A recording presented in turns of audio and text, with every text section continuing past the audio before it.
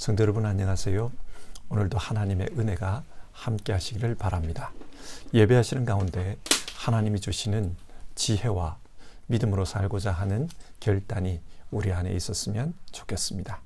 그러면 이런 소원을 가지고 마음과 뜻과 정성을 모아서 하나님께 예배합시다. 먼저 사도신경으로 우리의 신앙을 고백하겠습니다. 나는 전능하신 아버지 하나님, 천지의 창조주를 믿습니다. 나는 그의 유일하신 아들 우리 주 예수 그리스도를 믿습니다. 그는 성령으로 잉태되어 동정녀 마리아에게서 나시고 본디오 빌라도에게 고난을 받아 십자가에 못 박혀 죽으시고 장사된 지 사흘 만에 죽은 자 가운데서 다시 살아나셨으며 하늘에 오르시어 전능하신 아버지 하나님 우편에 앉아 계시다가 거기로부터 살아있는 자와 죽은 자를 심판하러 오십니다. 나는 성령을 믿으며 거룩한 공교회와 성도의 교제와 죄를 용서받는 것과 몸의 부활과 영생을 믿습니다. 아멘. 오늘 아침에 살펴보실 성경 말씀은 고린도전서 15장 35절부터 58절까지의 말씀입니다. 읽는 것은 42절부터 49절까지의 말씀을 읽도록 하겠습니다. 42절입니다. 죽은 사람들의 부활도 이와 같습니다. 썩을 것으로 심는데 썩지 않을 것으로 살아납니다. 비천한 것으로 심는데 영광스러운 것으로 살아납니다. 약한 것으로 심는데 강한 것으로 살아납니다. 자연적인 몸으로 심는데 신령한 몸으로 살아납니다. 자연적인 몸이 있으면 신령한 몸도 있습니다. 성경에 첫사람 아담은 산영이 되었다고 기록한 바와 같이 마지막 아담은 생명을 주시는 영이 되셨습니다. 그러나 신령한 것이 먼저가 아닙니다.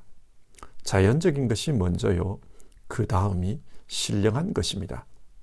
첫사람은 땅에서 났으므로 흙으로 되어 있지만 둘째 사람은 하늘에서 났습니다. 흙으로 빚은 그 사람과 같이 흙으로 되어 있는 사람들이 그러하고 하늘에 속한 그분과 같이 하늘에 속한 사람들이 그러합니다.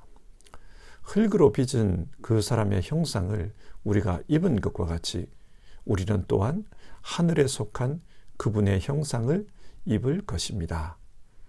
아멘. 고린도 사람들은 전통적으로 영혼 불멸설을 믿었습니다. 그래서 사람이 죽으면 육신은 썩고 영혼은 신들의 나라에서 영원히 산다. 그렇게 생각했습니다. 이들의 사후관은 영혼으로 불멸의 삶을 사는 것이었습니다. 이렇게 믿고 사는 고린도 사람들에게 바울은 기독교 복음을 전했습니다. 그리고 복음은 죽은 자의 부활에 대해 가르칩니다. 여러분, 부활이 무엇입니까? 모든 사람은 다 죽습니다. 그러나 예수님께서 이 땅에 다시 오실 때에 신령한 몸으로 다시 살아나는 것, 그래서 영원히 사는 것, 그것이 부활입니다. 영혼의 불멸을 믿고 살던 고린도 사람들에게 부활은 아주 낯선 가르침이었습니다. 그래서 어떤 이들은 그 부활의 가르침을 거부했습니다. 그러면서 계속 영혼의 불멸을 믿고 살았습니다.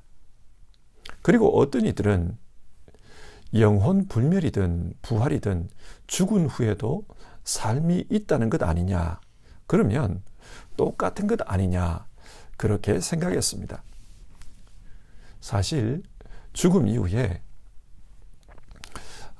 또 다른 삶이 있다는 관점에서 보면 영혼 불멸이나 부활이나 똑같은 가르침처럼 보입니다. 그러나 죽음 이후의 삶이 누구 때문에 주어지는가, 그 문제를 생각하면 두 가르침은 완전히 다릅니다. 영혼 불멸설은 인간은 원래부터 불멸하는 영혼을 가지고 있다는 것입니다. 그렇기 때문에 죽음 이후에 누가 살려주지 않아도 인간은 영혼으로서 영원히 살 수 있다. 그렇게 생각합니다. 원래부터 인간 스스로에게 불멸하는 생명이 있다는 것입니다. 그런데 성경이 말하는 인간은 어떤 존재입니까? 인간은 유한한 존재입니다. 그래서 죽을 수밖에 없습니다. 그런데 하나님께서 이 죽을 수밖에 없는 인간에게 새 생명을 주신다는 것입니다. 그래서 그 새 생명으로 영원히 사는 것, 그것이 부활입니다. 자, 영혼 불멸설과 부활의 근본적인 차이는 영생의 능력이 누구에게서 비롯되는가 하는 것입니다. 인간 스스로 불멸의 생명을 가지고 있느냐, 아니면 하나님께서 영원한 생명을 주시는 것이냐, 그 문제입니다. 부활이 말하는 것은 인간은 하나님께서 다시 살려주실 때, 그때에만 영원히 살 수 있다는 것입니다. 그러니까 부활은 영원한 생명을 주시는 하나님의 은혜에 대한 가르침입니다. 자, 이런 차이를 알고 오늘 성경 말씀을 같이 한번 살펴봅시다. 고린도 사람들은 부활에 대해 몇 가지 궁금증을 가지고 있었습니다. 그 궁금증이 35절에 나오는데요. 죽은 사람이 어떻게 살아나며 그들은 어떤 몸으로 옵니까? 여기서 질문은 두 가지입니다. 첫째, 죽은 사람들이 어떻게 다시 살아나는가 하는 질문이고, 두 번째 질문은 만약 부활이 영혼으로서 다시 사는 것이 아니라면 부활 때는 어떤 몸으로 살아나는가 하는 것입니다. 이 질문에 대해 바울은 먼저 씨앗을 비유로 들어서 설명합니다. 농부가 씨앗을 땅에 뿌리면 사람이 보기에 그 씨앗은 땅 속에서 죽은 것 같습니다. 그러나 씨앗은 새로운 모습으로 살아납니다. 잎이 나고 자라서 열매를 맺습니다. 이처럼 인간도 죽으면 하나님께서 새 생명을 주십니다. 38절인데요. 하나님께서는 원하시는 대로 그 씨앗에 몸을 주시고 그 하나하나의 씨앗에 각기 고유한 몸을 주십니다. 여기서 중요한 것은 하나님께서 고유한 몸을 주신다는 말씀입니다. 성경은 생명에 대한 하나님의 주권을 말하고 있습니다. 바울은 이런 설명을 통해 첫 번째 질문에 대답하고 있습니다. 죽은 자들이 어떻게 살아나는가? 하나님께서 새로운 몸을 주시기 때문에 살아날 수 있다는 것입니다. 그러면 두 번째 질문, 하나님께서 어떤 몸을 주십니까? 하나님이 주시는 몸은 이 땅의 육체와는 다릅니다. 바울은 이것을 설명하기 위해 하나님께서 생물의 종류에 따라 각각 다른 모습의 몸을 주셨다고 말합니다. 소의 몸이 다릅니다. 그리고 물고기의 몸이 다르고 새의 몸이 다릅니다. 이처럼 땅에 속한 인간의 몸과 하늘에 속한 인간의 몸이 다르다고 말합니다. 어떻게 다릅니까? 42절에서 44절을 보면 이 땅의 몸은 썩을 몸이라고 말합니다. 썩을 몸은 유한성을 가진 몸을 가리킵니다. 그래서 나이가 들어가면 그 몸은 쇠퇴하고 병들며 결국은 죽게 됩니다. 끝이 있습니다. 너희는 흙에서 왔으니 흙으로 돌아가라. 유한한 물질로 구성된 이 땅의 몸은 결국 죽음으로 끝나게 됩니다. 그러나 부활의 몸은 전혀 다릅니다. 성경은 그 몸을 영적인 몸, 신령한 몸이라고 부릅니다. 그래서 부활 때의 몸은 더 이상 늙지도 않고 병들지도 않습니다. 뿐만 아니라 죽지도 않습니다. 우리는 부활 때에 이런 신령한 몸으로 부활할 것이라고 말씀합니다. 근데 여러분, 바울이 어떤 몸으로 부활할 것인가를 설명하면서 왜 이 땅의 몸과 신령한 몸을 비교하고 있는 것일까요? 많은 사람들이 부활 때에 가지게 될 몸을 오해하고 있기 때문입니다. 예를 들어서 구약의 바리새인들도 부활을 믿었습니다. 그런데 그들이 생각하는 부활이란 어떤 것이냐? 그들의 부활은 이 땅에서의 몸이 다시 살아나는 것을 가리킵니다. 예수님을 예로 들어서 한번 생각해 봅시다. 예수님은 부활하신 후에 제자들에게 나타나셔서 십자가에서 못 박혔던 그 손과 발을 보여주셨습니다. 그리고 창에 찔린 그 옆구리를 만져보라고 했습니다. 어떤 사람들은 이 말씀을 근거로 부활 이후의 몸은 이 세상의 몸의 연장선상에 있다, 그렇게 주장합니다. 무슨 말입니까? 죽을 때의 모습, 죽을 때의 흔적이 그대로 그 몸에 남아있다는 겁니다. 부활의 몸은 이 땅의 몸이 다시 살아나는 것이다, 그렇게 말을 합니다. 그렇다면 이런 질문을 한번 해봅시다. 만약에 부활이 이 땅의 몸이 다시 살아나는 것이라면 천국은 어떤 모습일까요? 천국에서 사는 사람들은 대부분 노인들일 것입니다. 그리고 어떤 분들은 아주 흉측한 모습으로 살아갈 것입니다. 사고를 당해서 죽은 사람은 그 사고의 흔적이 그 몸에 그대로 있을 것입니다. 또 기형아로 태어나서 한평생을 힘들게 살았던 사람은 천국에서도 그 기형아의 모습이 그대로 남아있을 것입니다. 또 큰 수술을 하다가 죽은 사람은 수술의 흉터를 그대로 가지고 있을 것입니다. 그렇다면 여러분, 천국에 살면서 자신의 몸에 대해서 얼마나 실망하면서 그렇게 살아갈까요?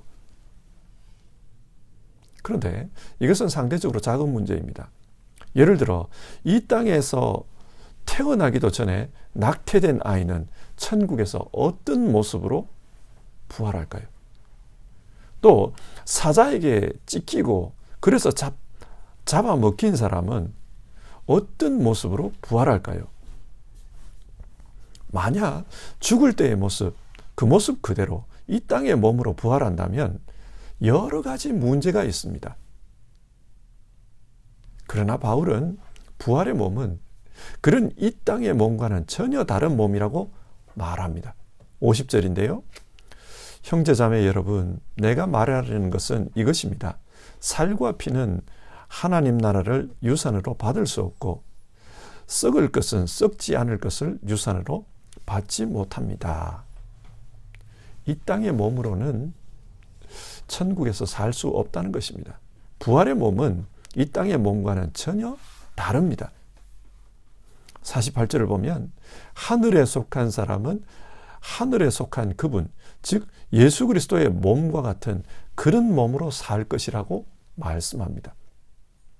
그리고 빌립보서 3장 21절, 그분은 만물을 복종시킬 수 있는 권능으로 우리의 비천한 몸을 변화시키셔서 자기의 영광스러운 몸과 같은 모습이 되게 하실 것입니다. 부활 때에 우리가 가지게 될 몸은 예수 그리스도의 영광스러운 몸과 같다고 합니다. 부활하신 예수님의 몸과 같은 그런 몸으로 부활할 것이라고 합니다. 바울은 부활하신 예수님을 다메섹으로 가다가 만났습니다. 그때 예수님은 빛 가운데 나타나셨다, 그렇게 말합니다. 밝게 빛나는 빛과 같은 그런 영광스러운 모습이었다고 말씀합니다. 사실 부활 이후에 제자들에게 나타나셨던 예수님의 모습을 보면 굉장히 신기하고 이 땅의 모습과는 좀 달라요. 분명히 예수님은 육신을 가지고 있었습니다. 그래서 제자들이 그 육신을 만질 수도 있었고 또 못자국과 창자국을 볼 수도 있었습니다. 그리고 예수님은 제자들 앞에서 물고기를 드셨다고 했습니다. 식사를 하셨습니다. 육신이 있기 때문에 식사를 하시는 겁니다. 그러나 예수님의 그 부활하신 몸은 이 세상의 몸과는 다른 면도 있었습니다. 어떤 면입니까? 엠마오로 가던 제자들과 함께 길을 가다가 집에 들어가시자마자 갑자기 사라졌다 그래요. 그리고 갑자기 예루살렘에 있는 제자들에게 나타납니다. 시간을 초월한 겁니다. 그런데 예루살렘에 있는 이 제자들에게 나타날 때 제자들이 두려워서 문을 꼭꼭 닫고 그렇게 있었는데, 그런데 주님이 들어오셨다는 거예요. 무슨 말입니까? 벽을 통과한 겁니다. 공간을 초월하신 겁니다. 성경이 말하는 이 부활의 몸은 이 세상의 몸과 비슷한 면도 있지만 동시에 전혀 다른 면도 있습니다. 신령합니다. 그러면 이런 질문을 해볼 수 있습니다. 부활하신 예수님의 몸이 신령한 몸이라면 왜 그 몸에 못자국이 그대로 있었습니까? 이렇게 질문해 볼 수 있습니다. 신학자들은 예수님의 부활하신 몸에 못자국이 있었던 것은 제자들을 위한 배려였다, 그렇게 설명합니다. 제자들에게 진짜 죽었다가 부활했다는 것을 명정적으로 보여주시기 위해서 그런 표적을 사용하셨다는 것입니다. 그러므로 그것을 근거로 우리 역시 죽은 후에 이 땅의 흔적을 그대로 가지고 살 것이다, 그렇게 말하면 안 된다, 그렇게 말합니다. 만약 그렇게 됐다면, 이 땅의 모습을 그대로 가지고 있다면 사고로 죽은 사람은 사고당한 몸의 흔적을 그대로 가지고 부활할 것이고, 태아 상태에서 찢겨서 죽은 아이들은 태아의 모습으로 그렇게 부활할 것이라는 말이 되기 때문입니다. 그러나 신령한 몸은 전혀 그렇지 않습니다. 비록 우리가 이 땅에서 사고를 당하고 수술을 해서 몸에 큰 흉터가 생겼다 할지라도 천국에서는 그런 모습이 아니라는 겁니다. 어린아이의 그런 모습도 아니라는 겁니다. 왜 그렇습니까? 그 몸은 신령한 몸이고 그 신령한 몸은 하나님께서 주십니다. 하나님께서 주시는 그 신령한 몸은 예수 그리스도의 영광스러운 몸과 같은 그런 영광스러운 모습이다, 그렇게 말합니다. 가장 아름다운 모습, 가장 완벽한 모습, 그런 모습으로 부활할 것입니다. 그러면은 언제 이런 신령한 몸으로 부활하게 되는 것입니까? 52절을 보면 마지막 나팔이 울릴 때에 눈 깜빡할 사이에 호련히 그렇게 될 것입니다. 나팔 소리가 나면 죽은 사람은 썩어 없어지지 않을 몸으로 살아나고 우리는 변화할 것입니다. 언제 신령한 몸으로 부활하는가? 예수님께서 이 땅에 다시 오는 그때입니다. 그때를 마지막 나팔이 울릴 때, 그렇게 성경은 표현하고 있습니다. 로마 시대에 개선장군이 개선을 하면 빵빵빵 이렇게 나팔을 불었다고 합니다. 그러니까 예수님께서 이 땅에 오실 때는 승리의 모습으로 오십니다. 죽음의 권세, 사망의 권세를 승리한 모습으로 이 땅에 오십니다. 또 임금님이 입장을 할 때도 나팔을 불었습니다. 그처럼 예수님은 왕으로서 이 땅에 오십니다. 예수님께서 온 세상의 왕으로서 이 땅에 다시 오실 때, 그때 죽은 사람은 썩어지지 않을 몸으로 살아난다, 성경 그렇게 말해요. 그리고 살아있는 사람, 죽지 않고 살아있는 사람, 그 사람들도 영광스러운 몸으로 순식간에 변화할 것이다, 성경은 그렇게 말합니다. 여러분, 바울 사도는 지금 이런 말씀들을 통해 무엇을 말하려고 하는 것입니까? 우리의 부활은 그리스 사람들이 생각하는 것처럼 그런 영혼의 불멸도 아니고, 또 바리새인들이 생각했던 것처럼 이 땅의 몸이 다시 살아나는 것도 아니라는 것입니다. 우리의 부활은 하나님께서 주시는 신령한 몸으로 부활하는 것이다.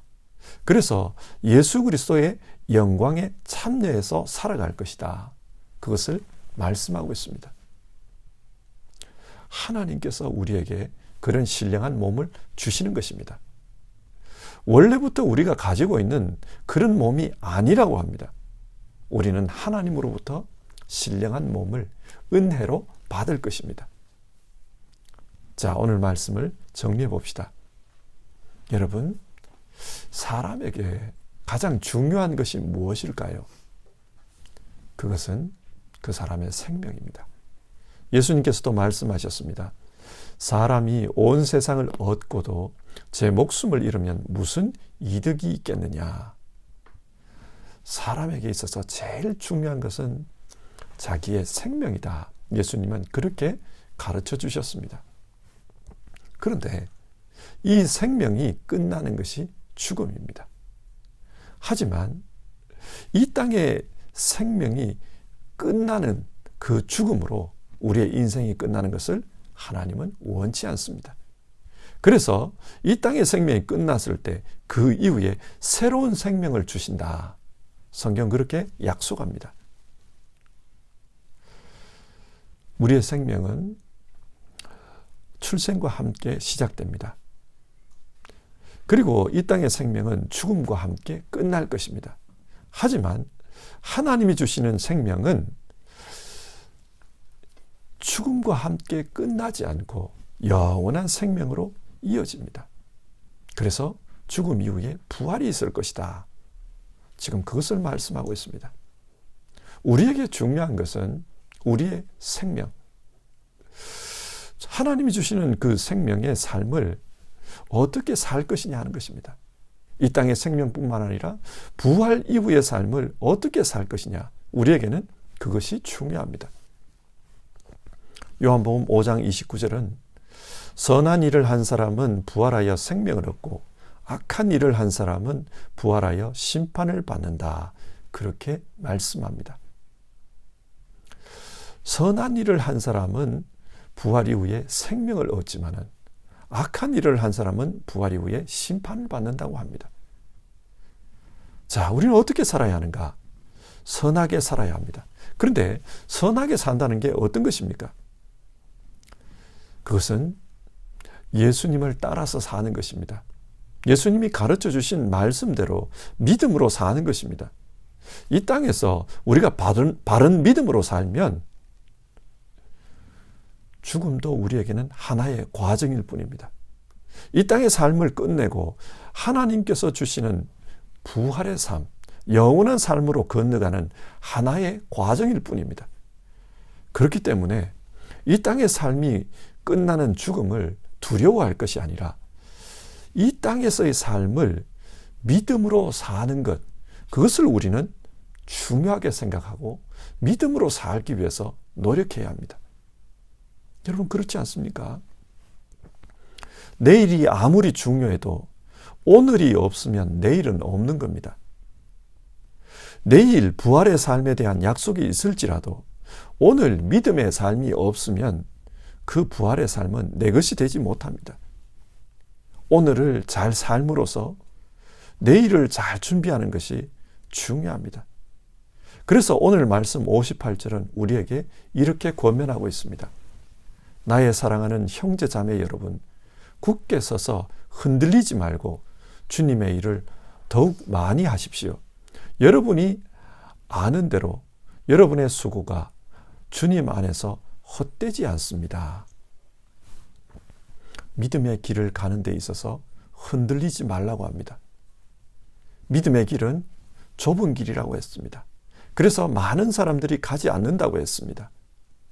어떻게 보면 믿음의 길은 사람들에게 인기가 없는 길입니다. 그렇기 때문에 흔들릴 수 있습니다. 하지만 흔들리지 말고 굳게 서서 그 길을 가야 합니다. 그리고 이 땅에 살면서 주님의 일을 많이 하라고 합니다. 하나님께서 우리가 믿음으로 살면서 주님께서 가르쳐 주신 일들을 하는 것, 그것을 기억해 주실 것입니다. 그래서 나중에 착하고 충성된 종이라고 칭찬해 주실 것입니다. 오늘 말씀을 붙들고 이 땅의 삶을 어떻게 살아야 하는지를 우리 모두 생각합시다. 우리 모두 믿음의 길을 흔들리지 않고 걸어갈 수 있기를 바랍니다.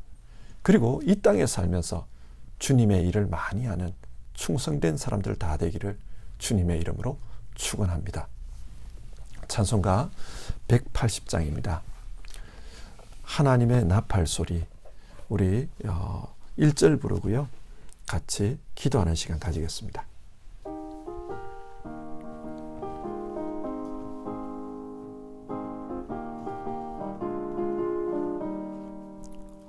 하나님의 나팔 소리 천지진동할 때에 예수 영광 중에 구름 타시고 전사들을 세계 만국 모든 곳에 보내어 구원받은 성도들을 모으리. 나팔 불 때 나의 이름, 나팔 불 때 나의 이름, 나팔 불 때 나의 이름, 부를 때에 잔치 참여하겠네. 이 시간 같이 기도합시다. 바울 사도가 고린도전서 15장을 통해서 부활에 대한 말씀을 가르치는 이유는 지금 이 땅에서의 삶을 믿음 안에서 살아가라, 복음을 믿고 살아가라, 그것을 권면하기 위해서입니다. 미래에 대한 소망이 없는 사람은 현재만 바라보면서 살아갑니다. 그래서 이 땅에서 재미있게 살고, 이 땅에서 이기적으로 살고, 이 땅에서 본능적으로 사는 그런 모습으로 살아갑니다. 그러나 부활 소망이 있는 사람은 현재의 삶을 하나님 나라에 포커스를 맞추고 살아갑니다. 여러분, 이것을 기억하면서 오늘 같이 기도합시다. 우리 모두는 장차 하나님 나라에서 살아갈 사람들입니다. 그렇기 때문에 이 땅에서의 삶 역시도 하나님 나라에 합당하게 살아가기를 기도합시다. 주님, 믿음의 길을 가면서 흔들리지 않게 하옵소서. 주님, 주님 기뻐하시는 그 일들을 많이 하며 사는 우리 모두 되게 하옵소서. 그렇게 기도합시다.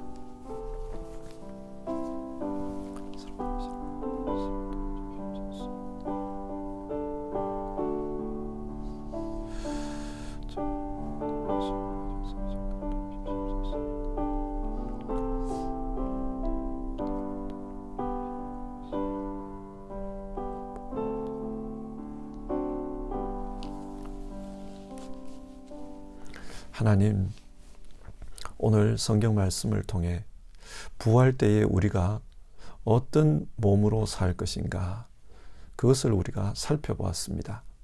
하나님께서 우리에게 새로운 몸을 주신다. 하나님께서 우리를 살려주신다. 그래서 우리 모두는 예수님이 입으셨던 그 부활의 몸을 우리도 입고 하나님의 영광 속에서 살아가게 될 것이다. 그렇게 말씀을 나누었습니다. 이 부활신앙 가지고 사는 우리 모두 되게 하옵소서. 성경이 부활신앙을 가르치는 이유는 부활신앙이 없으면 이 땅에서의 삶을 믿음으로 살지 않고, 또 믿음으로 살지 않으면 부활 이후에 영생의 삶을 살 수 없기 때문입니다. 하나님 나라에서 살 것을 기억하며 이 땅에서의 삶을 정말 믿음으로 사는 우리 모두 되게 하옵소서.